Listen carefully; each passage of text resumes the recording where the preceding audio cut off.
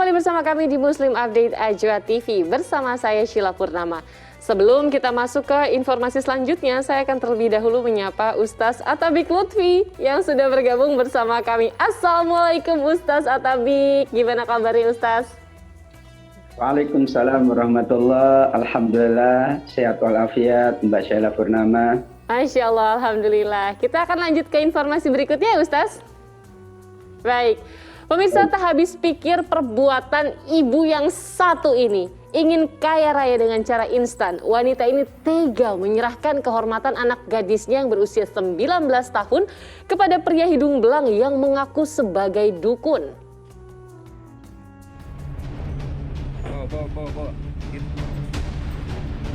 10 tahun di Kabupaten Muna, Sulawesi Tenggara ini ditangkap tim reserse kriminal Polres Muna pada hari Senin atas laporan anak kandungnya. Sebelum menyerahkan anak gadisnya, tersangka yang ingin cepat kaya rela bersetubuh dengan seorang pria yang mengaku sebagai dukun.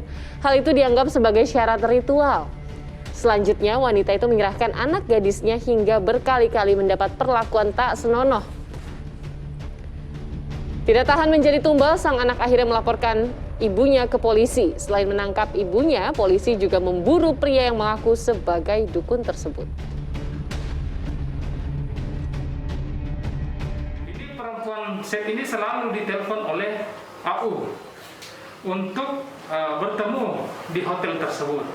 Kemudian AU ini menyampaikan apakah bisa diwakili oleh anaknya, sehingga dia selalu mendorong anaknya, memaksa anaknya, sekalipun anaknya itu tidak mau, ya, sekalipun anaknya itu menolak, tapi perempuan set ini memaksa anaknya, bahkan mengusir dari rumahnya bila tidak mengikuti apa yang disampaikan oleh ibunya. Astagfirullahaladzim, ini tidak habis pikir gitu ya, seorang ibu justru seharusnya akan melindungi anaknya, bukan malah menjadikan mereka sebagai tumbal. Ustaz, sampai bingung Ustaz ya mau ngomong apa, ini kayak seperti di luar nalar sehat gitu. Bagaimana Ustaz Islam memandang perbuatan tumbal atau yang sejenis-sejenis seperti ini nih? Subhanallah, mungkin kita bisa diingatkan lagi Ustaz. Ya Mbak Sheila Purnama, tumbal ini kan mengorbankan sesuatu untuk kepentingan duniawi.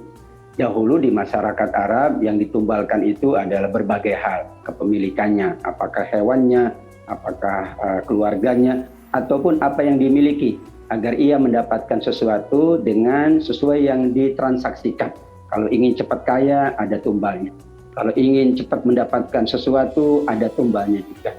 Karenanya tumbal ini juga termasuk perbuatan dosa besar, karena menggunakan sesuatu tidak pada tempatnya. Atau untuk mendapatkan sesuatu, ia rela mengorbankan apa yang paling berharga. Apalagi tadi seorang ibu justru mengorbankan anaknya yang notabene adalah amanah Allah, kebahagiaannya, kebanggaannya, dan seluruhnya ada pada anaknya. Tentu ini perbuatan yang dikaitkan pula dengan surat An-Nur ayat 33. Allah Subhanahu wa taala mengingatkan dahulu ada masyarakat yang biasa menjadikan anaknya sebagai tumbal, dikorbankan untuk mendapatkan keuntungan sesaat. Wala tukrihu fatayatikum 'alal bigha in aradna tahassuna litabtaghu aradal hayati dunya. Jangan sekali-kali kalian, wahai para ibu, wahai para ayah, mengorbankan anak gadis kalian semata-mata kalian ingin cepat kaya, ingin mendapatkan hasil secara instan. Apalagi tadi yang melakukan adalah dalam tanda kutip dukun. Tentu ia tidak bisa berbuat apa-apa, dan itu hanya modusnya agar kemudian ia melakukan perbuatan nista. Bagaimanapun kita selaku orang tua, selaku yang bertanggung jawab atas keluarga, atas anak kita, kita justru berusaha untuk memenuhi hak-hak anak. Jangan sampai kita abaikan hak anak, apalagi malah menjerumuskan anak kepada perbuatan dosa besar, perbuatan yang dilarang oleh agama, dilarang pula oleh negara.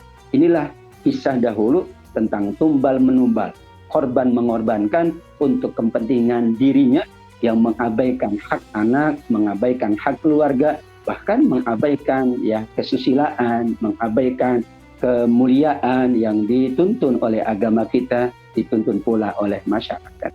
Baik, Ustaz, mungkin boleh ada penekanan Ustaz bagaimana dalam Islam ini menegaskan bahwa tidak ada cara instan untuk mendapatkan sesuatu termasuk dengan cara memberikan tumbal atau seperti pesugihan seperti ini, Ustaz.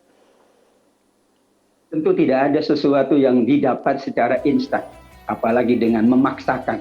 Ya, tumbal itu kan memaksakan sesuatu yang bukan haknya.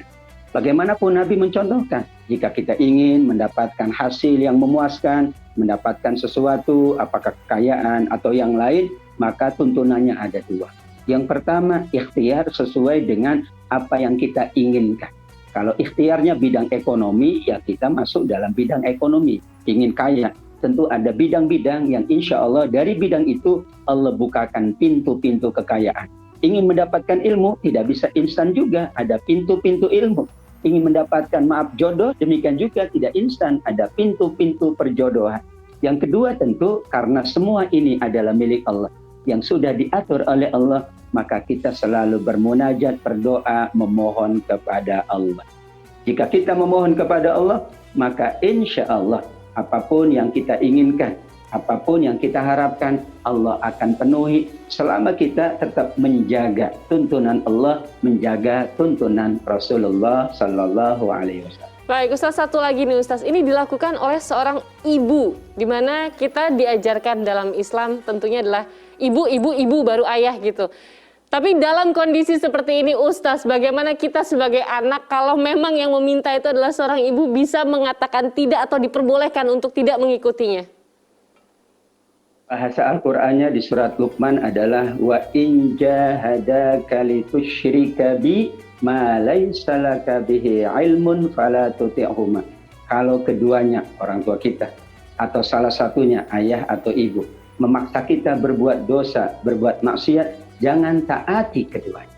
Justru tidak mentaati orang tua yang memaksa berbuat dosa adalah perbuatan yang dituntun oleh Allah, perbuatan mulia. Tentu cara untuk tidak mentaati sesuai dengan kaidah kita berbuat baik kepada orang tua. Bahasanya tentu bahasa yang baik, kemudian juga jangan menyakiti hati orang tua. Namun kalau terus memaksa orang tua, kita berhak untuk menolak. Dan kalau kita tidak mampu, insya Allah ada keluarga yang lain yang bisa menolong kita. Mungkin di sini ada pihak yang berwajib, ada orang-orang yang kita yakini ia mampu membantu kita. Ya mungkin ada guru-guru, ada kepala sekolah, ada para kiai. Kita bisa minta tolong. Kenapa aku kok dipaksa berbuat ini? Bagaimana cara aku agar aku dapat tidak melakukan perbuatan itu, tapi aku tidak menyakiti hati orang tua. Itulah cara bagaimana kita mengelak dari mentaati kesalahan atau dosa yang diperintahkan oleh orang tua. Subhanallah. Jadi sebenarnya yang dilakukan sang anak ini sudah benar Ustaz, saya menghubungi pihak berwajib seperti itu dalam kasus ini.